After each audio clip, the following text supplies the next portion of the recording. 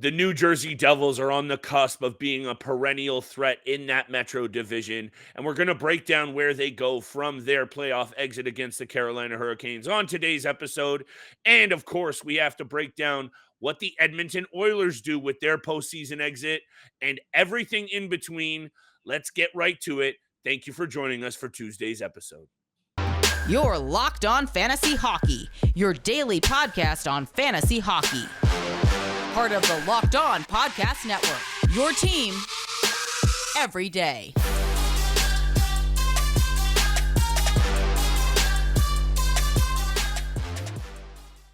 Welcome back inside the lab, everybody, and thank you for tuning in for the Tuesday episode of the Locked On Fantasy Hockey Podcast.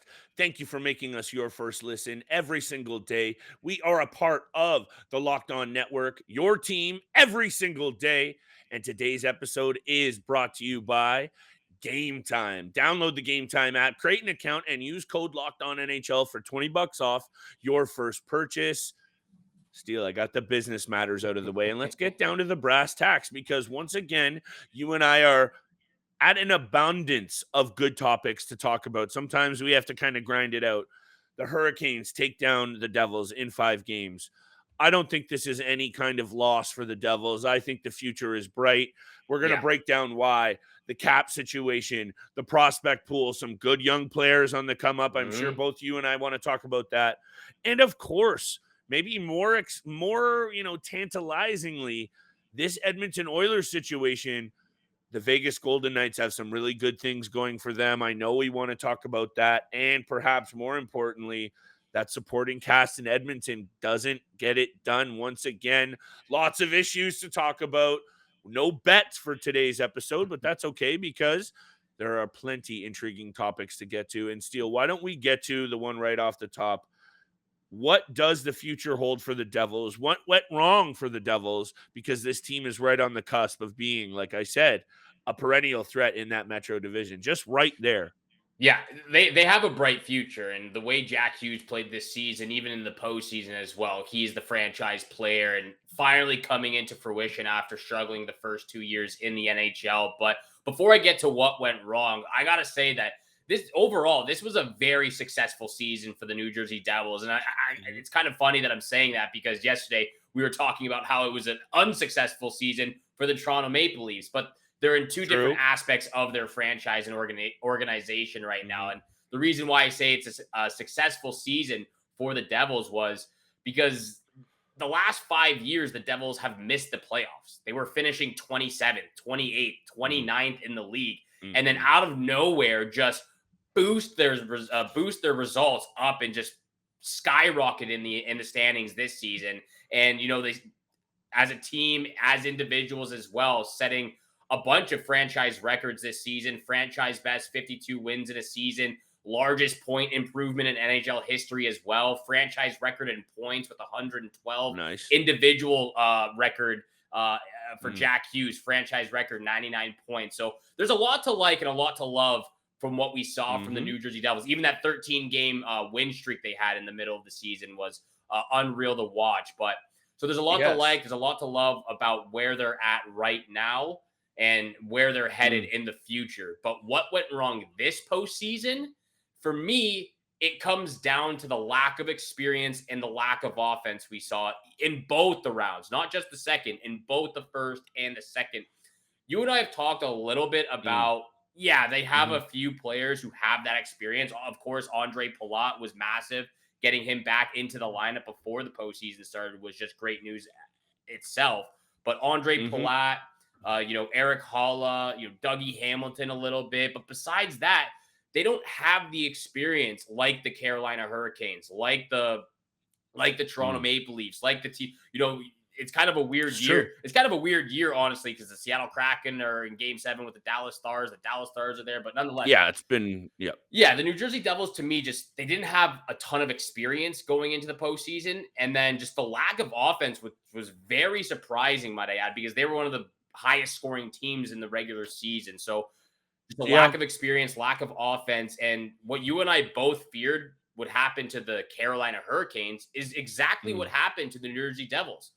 we thought the Hurricanes were going to struggle scoring goals, but they did not, especially in that second round against the Devils. And you said something yesterday, and this goes back to what Rick Bowness said after the Jets lost as well. When they had their back against the wall, they had zero pushback whatsoever. No pushback. Even Lindy Ruff said it himself. There was no pushback in game 3 or game 4, whatever game it was. Right. But it's just, lack of experience, lack of goals. You look at the entire 5-game series, you take away game 3 where the Devils scored 8 goals. They only had 5 goals in 4 games. They just weren't producing offensively, and that's why they almost got swept. And then I think, you want to break down into some of their future stuff, but they've got 5 UFAs. They've got 8 RFAs as well. They've got a few guys that they need to re-sign and to continue going with Jack Hughes and Nico Hischier and all those guys. There is a lot. You're going off right now, and that's why I just sometimes have to go like Ferme La Bouche, because you're on fire there. Excuse me. There are just a lot of positive signs for this team, and I think that's my main takeaway. And everything you're saying is spot on. And for me, when I look at that future contract breakdown and what they are able to get done, a couple of very team-friendly deals, Nico Hischier's deal being right at the top of that. I think they're going to have that ability to re-sign the Timo Meyers of the world, the Jesper Bratz of the world. I think they're going to get that done. Obviously, that leaves a little bit of a caveat with this team, but the core that's there is just so good. And for me, just before we move on a little bit to more of the future, Dougie Hamilton in the postseason just wasn't good enough for me. No, that's one of the first things that I wanted to make sure we get in on this episode in terms of what went wrong for the New Jersey Devils. He's a really good defenseman, in my opinion. And you see Luke Hughes step in, and I'm going to get to that point in a second. In 3 games, he has 2 assists. And in 12 games, Dougie Hamilton's minus 11 and only has 4 points. Offense is the key to Dougie Hamilton's game. And if he's not bringing those, nice passes from the points or power play quarterbacking situations, Steele, for me, that's where I think this team didn't have the teeth that they needed to prop up the Vitek, Vanacek, Akira Schmid combo. That is also one of the Achilles heels of this team that they might need to address. Young goalies for sure. Maybe you give them 1 more year together, maybe more of a tandem to give Schmid a little bit more of a run out in the regular season. But very lastly, Steele, headed into next season, I just think they have some interesting decisions to make. Here we go. I'm going to spit it out because of these really good young players that they have in the system. Holtz, Nemec, and Luke Hughes. Those are 3 top draft picks and all really, really good projected NHLers. So I think this team might be really showing some depth, but they're going to have to get interesting with the cap and get talented with shuffling the deck. Like you said, lots of UFAs. We're going to talk a little bit more about the Edmonton Oilers and, of course, what they did with their goaltending situation. We might have a few more takes, actually, Steele, for this Edmonton Oilers, New Jersey Devils, Carolina Hurricanes situation as well.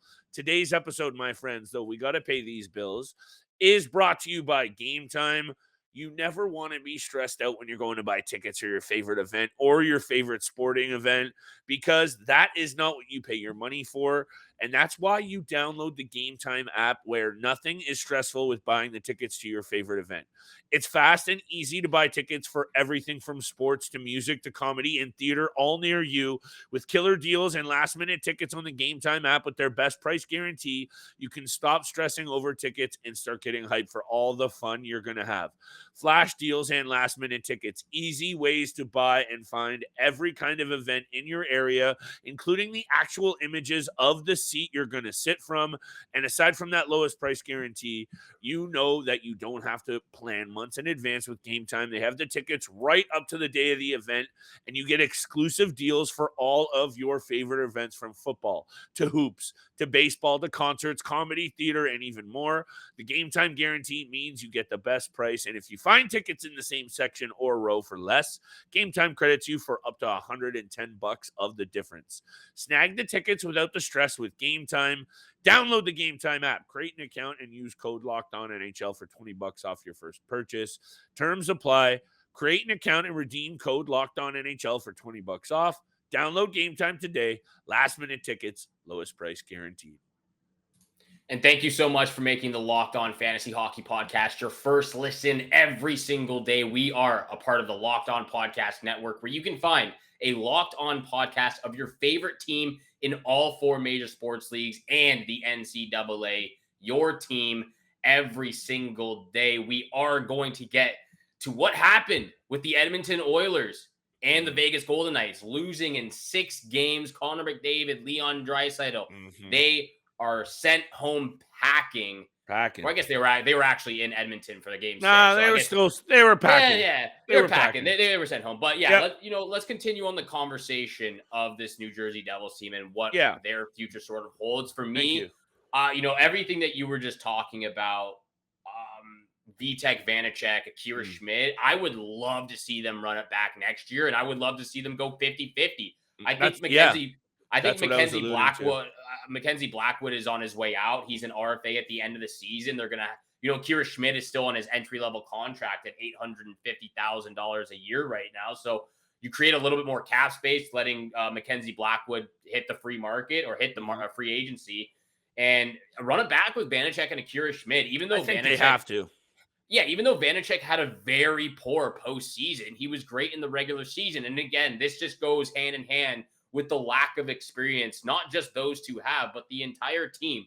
Again, I'm looking at their roster right now. You have Andre Palat, who's by far their best veteran and who has the most playoff experience. He's 32 years old. Thomas Tatar is 32. And Eric Haula is 32. Yeah, Tatar's probably gone. But what I'm getting at is they only have 3 players, maybe 4 players that are above the age of 30 on this team. Other than that, you've got Jack Hughes, Nico Hischier, Jesper Bratt, Timo Meyer, Igor Sharangovich, Michael McLeod, Dawson Mercer. All those guys are 26 years old or younger and haven't been in the playoffs before. So, and it showed.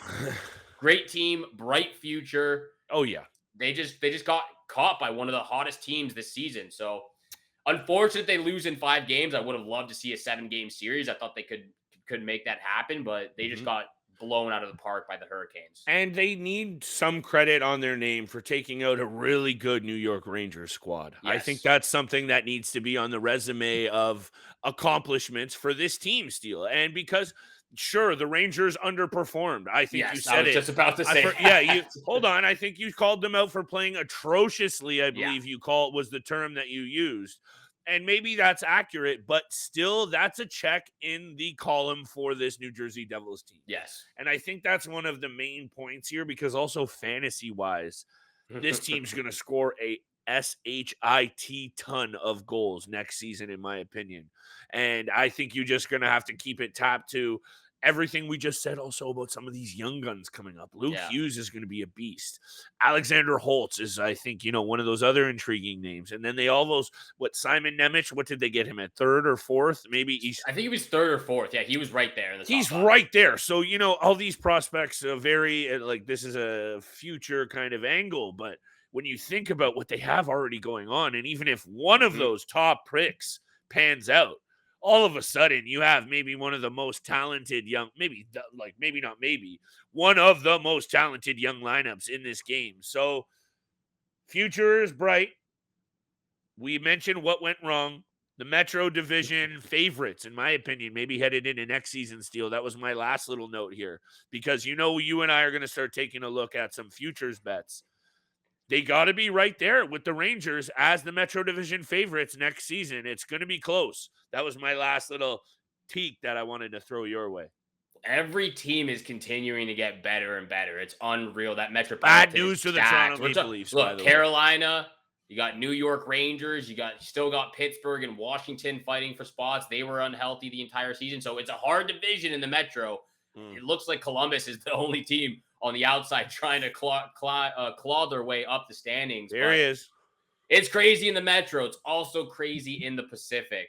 There he is. Edmonton Oilers lose in Game 6 against the Vegas Golden Knights at home. They lose 5-2 in Game 6. Yeah. And you and I were both wrong, obviously. I think we both had Vegas missing the playoffs, and we both had Edmonton winning in Game 6. Been so wrong. So wrong. Been so wrong with the Vegas Golden Knights. The thing was, too, is I was so hyped and high on Jack Eichel and his return. I should have been focusing on the whole team as a whole. But nonetheless, Edmonton Oilers losing 6 games.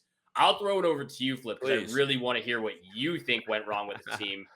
And then we'll fly back over to me and what I think went wrong. But what do you think went wrong with the Edmonton Oilers? First of all, there were some questionable decisions made with what the goaltending situation was going on in Edmonton. Yeah. And I'm going to tip my cap to you, first of all, because as much as my call to put Skinner in there was what the coach did, I don't know if it was the right thing, especially when, let me just pull this up because this is right here at the top of my notes. Sunday, the deciding game, he lets in 4 goals on 17 shots, lowering his save percentage in the series to .875. And when you're getting outdueled by a guy in Adin Hill, which no disrespect to Adin Hill, who has a .934 save percentage in his postseason appearances, this is not time to hate on the goalie that took out the team that you thought was going to win time, Steele. You're just not good enough. And so that's where you have to put those decisions under the microscope. And I'll throw that back over to you in a second for your take on that, because you've been very critical of Jeff Skinner, a rookie goaltender, by the way. So let's maybe treat that with the angle it deserves. But this is where I want to take this conversation, because once again, and I think you'll back me up here, I mentioned the front office of the Vegas Golden Knights staff really putting together a very nice balanced attack of good hockey players. Full stop. So when I look at this stat, Steele, the Vegas Golden Knights outscored the Edmonton Oilers 15-9 at 5-on-5. And when the trio of Marchessault, Eichel, and Barbashev were on the ice, how about outscored the Edmonton Oilers 7-1? So Barbashev, Eichel, and Marchessault are beasting on the best forward unit, arguably, in the game this year, and the best power play unit. I know that's not 5-on-5 metrics, but just getting it done against the best power play unit ever in the history of the NHL. Yeah, unreal. And Jack Eichel, one of the players that I've been talking about all season long, coming through in the clutch in the postseason. He's been spectacular. But yeah, there's a lot of things that I think went wrong with the Edmonton Oilers. First off, just very uncharacteristic penalties throughout the entire series. Bad penalties. The thing was, it didn't even hurt them in the long run. They were actually great on the penalay kill, but if you're in the box so many times and so often, it's going to hurt you down the stretch. And especially in Game 6, when it was 4-on-4, and Mattias Ekholm takes a penalty was so pivotal. Atrocious. Just hit from behind, cross-check, throw you in the box. It's 4-3. And the thing was, again, they didn't score on the power play, but they scored 2 seconds right after it. Marchessault to finish off that hat trick of his in Game 6. But yeah, so uncharacteristic penalties throughout the entire series. But for me, the problem, it was Stuart Skinner. It just hands down was. He was not good enough. And it's Stuart Skinner. And I'm also going to fair take, Steele. I'm going to throw Jay Woodcroft in there as well, because I knew you would. I was ready for it. The man is just stuck in his way. Like, I actually think he just assumed that he wouldn't have to actually coach or do anything, and just let McDavid and Draisaitl carry the entire team to a Stanley Cup championship. He didn't. They almost did. He tried playing mind games, and then didn't. Like, it just wasn't. It was poor effort from the coaching staff, especially Jay Woodcroft. He didn't change anything. But I want to stick on the topic of Stuart Skinner, because he wasn't good enough. And this is why this is what happened in all of his stats. He started all 12 games in the postseason for the Edmonton Oilers, but he was pulled 4 times. Yet they continue to go back to him every single time the next game, even with all the inconsistencies in his game. So that number one just showed me Jay Woodcroft was stuck in his way and didn't want to. He's a rookie, though, right? He's a rookie. I don't know about that, but no. But I'm not here to defend his play. I'm just here to, again, maybe actually support what you're saying about Woodcroft. In the rookies had enough. You know, like, he's been shelled. Mans are giving up. This is where I'm trying to just throw out another angle, Steele, because I'm not here to disagree with poor play. It's just the man he's a rookie. So Woodcroft is also on my hit list if I'm an Oilers fan. Just right now. He should be, because I just thought that he just stood there and wasn't actually coaching anything. But Stuart Skinner, very inconsistent throughout the postseason. He had 8 games where he allowed 4 or more goals in the playoffs. Like, that's just not allowed. And again, Campbell didn't start any of the games. He didn't start a single one, but he played 120 minutes. That's equivalent to 2 games right there. He had 1.01 goals against average with a .961 save percentage. So I understand you haven't started. You're coming into a game, and even then, you're coming into a game. You haven't even been loosened up. You haven't seen a puck. You haven't seen a shot yet, and you go out and put up those stats. So for me, when Jack Campbell goes out and does that, I don't understand why he's not in the crease. And Campbell's time fair point with the LA Kings and the Leafs over the last 4 years, his stats never dropped below a 907 save percentage, and it never went above a 2.72 goals against average in the last 4 years. To be fair, Steele, 907 save percentage in the playoffs is not very good. No, it's good when you compare.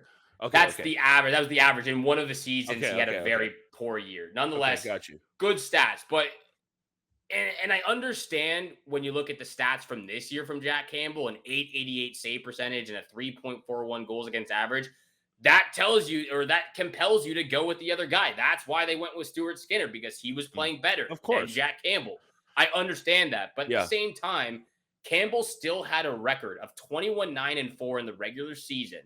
And even last year in the playoffs with the Leafs, or the last 2 years, his stats are good. He had one bad game against the Tampa Bay Lightning last year where he let like 5 goals in on 17 shots, and it dropped his save percentage.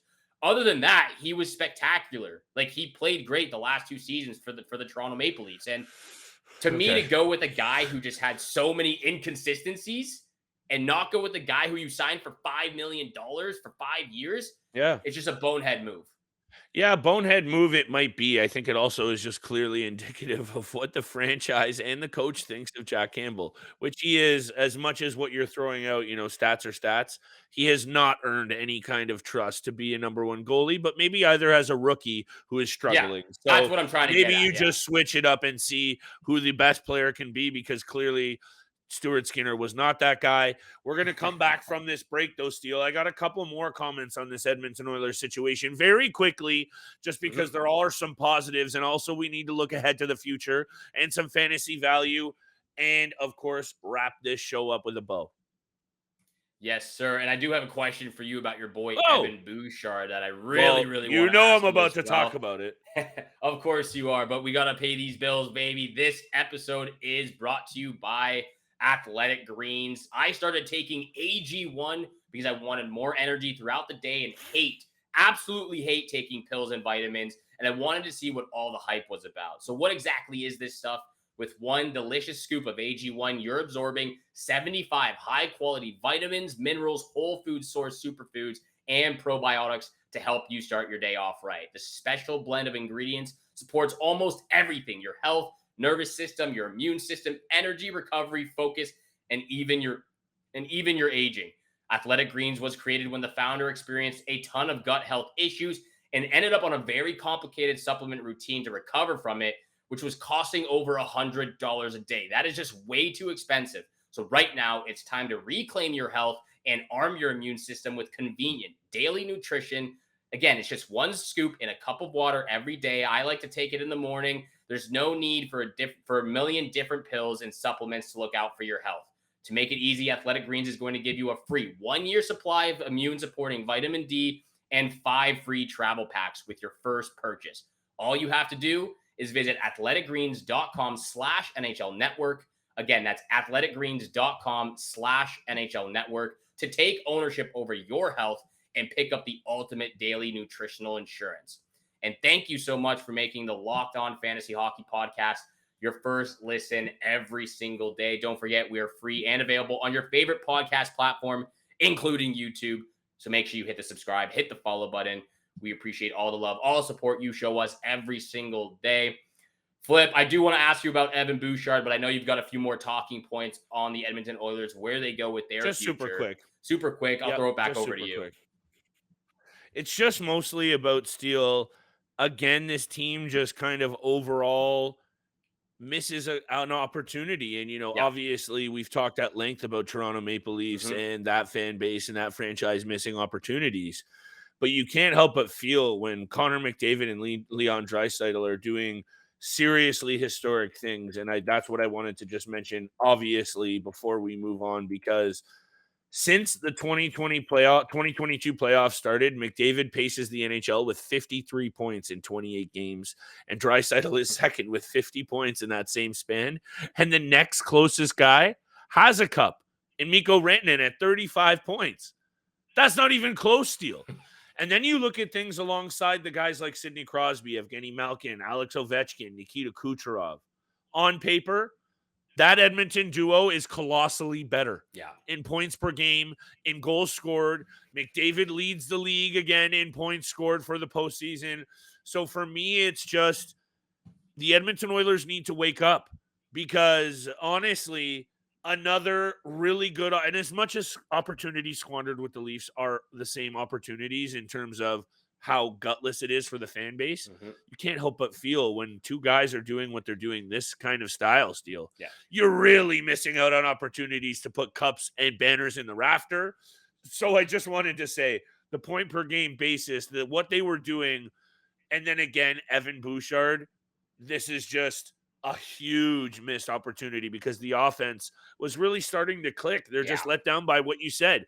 Dumb penalties. Couple of, I think one of the stats here, and I missed it slightly, but 4 times in the series, something like that, 4 or 5 times within 90 seconds of Edmonton going up a goal, Stuart Skinner can't make that save, and they give up the lead. I think it was 4 or 5.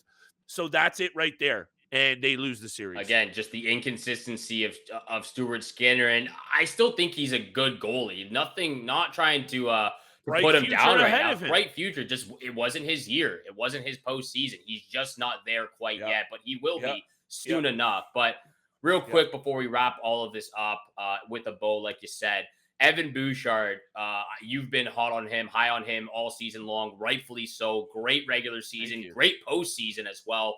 4 goals, 17 points in 12 games in the playoffs. So spectacular what that trade for Matthias Ekholm has done for Evan Bouchards. He's playing way better on the power play. He has a rocket of a slap shot from the blue line. Just incredible accuracy along with it. But what I want to ask you real quick before we wrap up here we go. Is Evan Bouchards is on the last year of his entry-level contract. What do you think that he's looking for and for how long? Like, what kind of term is Evan Bouchards looking to get after a 40-point regular season, a 17-point postseason, and just played actually spectacular? I think it will really depend on how this season actually starts. Because if he can translate what he did in the postseason into a hot start, I think that Edmonton front office is going to be clamoring to get in the booth and make a deal with Evan Bouchards for something more long-term and maybe, around the number of, let's say 5.75, even 6 million if he has a really good start for maybe Steele, 4 or 5 years, 5 or 6 years if you want to up the ante. But maybe if he starts cold, right, Edmonton will start to play hardball and say, we've really only seen this small sample size, which is true, but I don't think you're going to see that. And here's why. 15 power play points in 12 games in the postseason, new high for defensemen in the cap era. And like you mentioned, that bullet from the point is dangerous. Of course, you've got the benefit of McDavid and Draisaitl doing their thing. But guess what? They're under contract for the next 2-3 years at least. And Bouchards, I think, is not going anywhere in Edmonton. And how about this one? And I know this is getting a little crazy, but we can just leave it at this because it's a little tasty one, Steele. 9 more points for Bouchards with the extra man would have equaled an NHL total record by a guy named Wayne Gretzky with 24 points in 1988. So when you're starting to throw out, I know it's a stretch. I know there's a lot of games left and they didn't make it. And that's what happens in the playoffs. Winners are winners. But my goodness, Steele, when a young player like Bouchards, who is a top 5 pick, now starting to get into mention with records with Wayne Gretzky in the postseason, you got to pay attention fantasy-wise, people, because his draft stock, way up. Always paying attention to Evan Bouchards here. And we've got you for all those fantasy advice and acquisitions over as well. I'm going to go Evan Bouchards, 4.95 mil over the next 4 years. That will probably be his next contract. I think he still has a little bit to prove, but nonetheless, he's not a handheld name in the NHL right now. So a little bit more to prove, but hey, 5 million over the next 4 years is pretty good. I'm drinking that Bouchards Kool-Aid. It's a pretty good deal if you ask me. But yeah, Edmonton Oilers out. Vegas Golden Knights moving on. They again await the Dallas Stars or the Seattle Kraken. We're recording a little bit early, but can't wait for that series as well. Thank you so much. Panthers Hurricanes as well. Of course, before we log off over here, going to tee up the Florida Panthers, Carolina Hurricanes tomorrow or on Thursday, whatever day the first game 1 starts. But nonetheless, we'll tee up both the Western and Eastern Conference Finals for everyone out there. And thank you so much for making the Locked On Fantasy Hockey Podcast your first listen every single day. Make sure you're tuning in Monday through Friday, 7 o'clock in the morning is when the episodes are published. And again, thank you so much for tuning in for today's episode with Flip and I. Have a great day. Good luck with all your bets out there, if you've got any bets at all. And we shall see you back here again tomorrow. Peace.